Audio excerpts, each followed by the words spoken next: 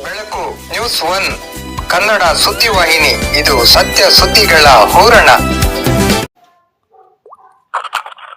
ಹಿರಿಯ ಪತ್ರಕರ್ತರಾದ Chelur ಚಲಪತಿರವರಿಗೆ Karnataka excellency award.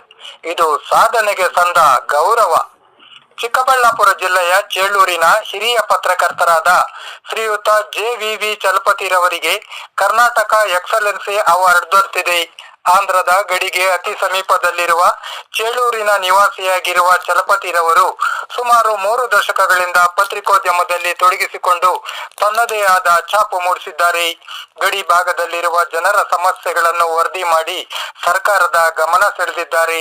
ಸರಳ, ಸಜ್ಜನಿಕೆ ಹಾಗೂ ಸ್ನೇಹಮಯಿ ವ್ಯಕ್ತಿಯಾಗಿರುವ ಇವರು ಎಲ್ಲರ ಪ್ರೀತಿ ವಿಶ್ವಾಸಗಳಿಗೆ ಪಾತ್ರರಾಗಿದ್ದಾರೆ. ತೆಲುಗು ಪ್ರಭಾವ ಅಧಿಕವಾಗಿರುವ ಈ ಭಾಗದಲ್ಲಿ ಕನ್ನಡದ ವಾತಾವರಣ ಮೂಡಿಸುವಲ್ಲಿ ತನ್ನದೇ ಆದ ಕೊಡುಗೆ ನೀಡಿದ್ದಾರೆ. ಬಾಗೇಪಲ್ಲಿ ತಾಲೂಕಿಗೆ ಸೇರಿದ್ದ ಚೇಳೂರನ್ನು ಪ್ರತ್ಯೇಕ ಹೊಸ ತಾಲೂಕನ್ನಾಗಿ ಮಾಡಿಸುವ ನಿಟ್ಟಿನಲ್ಲೂ ಸಹಕರಿಸಿದ್ದಾರೆ.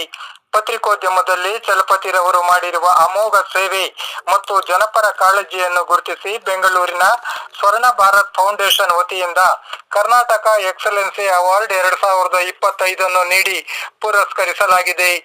ಬೆಂಗಳೂರು ನಗರದಲ್ಲಿ ನಡೆದ ಸಮಾರಂಭದಲ್ಲಿ ಫೌಂಡೇಶನ್ನಿನ ಅಧ್ಯಕ್ಷರಾದ ಶ್ರೀಯುತ ರಜನಿ ಸಂತೋಷ್ ರವರು ಪ್ರಶಸ್ತಿ ಪ್ರದಾನ ಮಾಡಿ ಶುಭ ಹಾರೈಸಿದ್ದಾರೆ.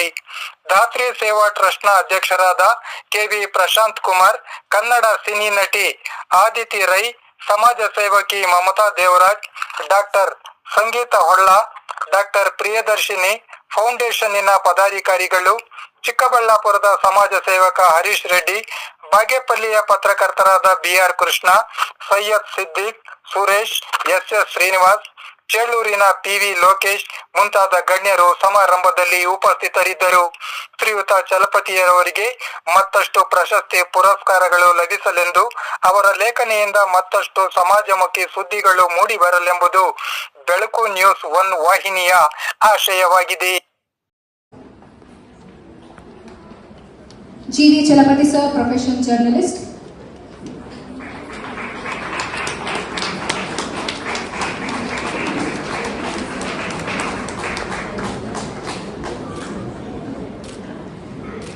Thank you.